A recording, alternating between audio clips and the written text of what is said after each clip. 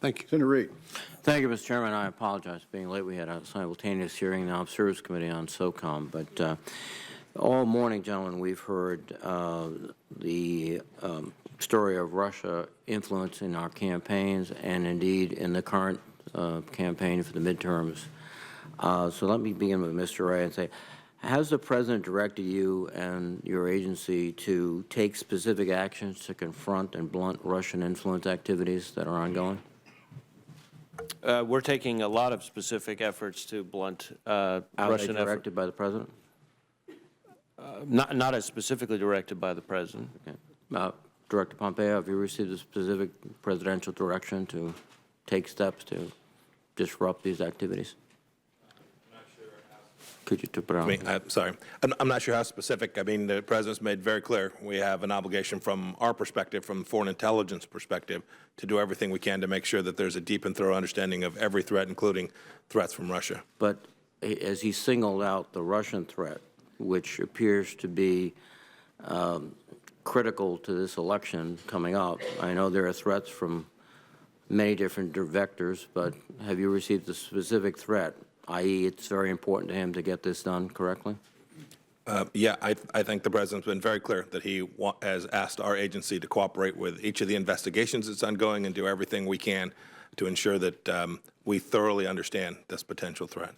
Director Coates, have you received a specific directive to take specific steps to disrupt and understand first and then disrupt Russian activities directed at our elections in 2018?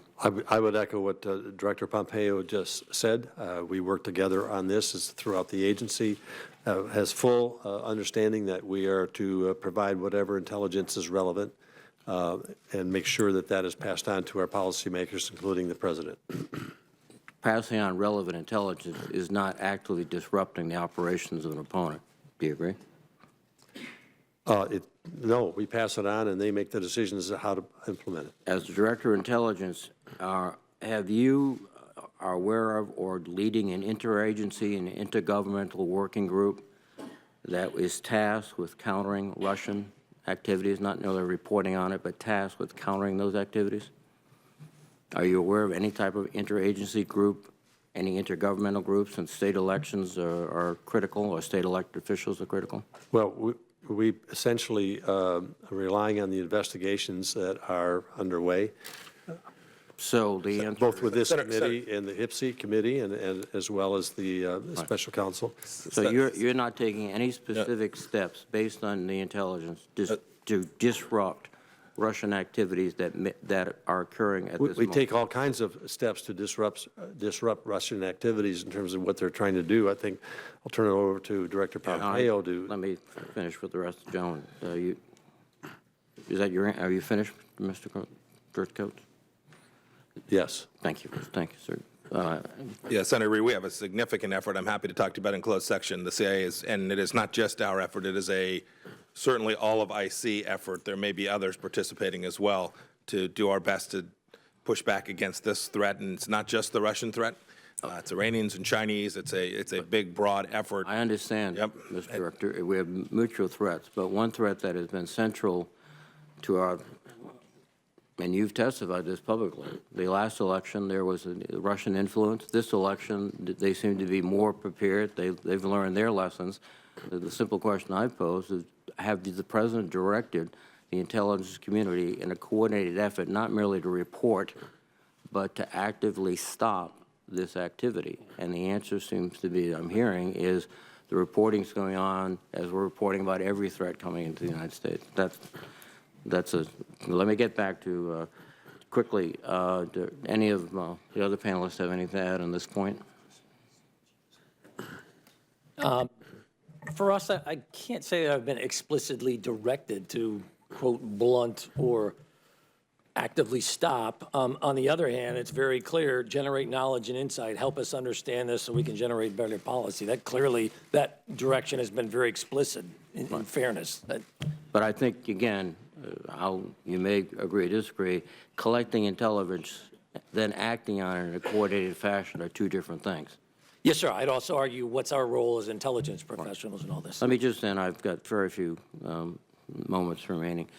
We've talked a lot about China, CFIUS, their involvement in trying to buy companies in the United States.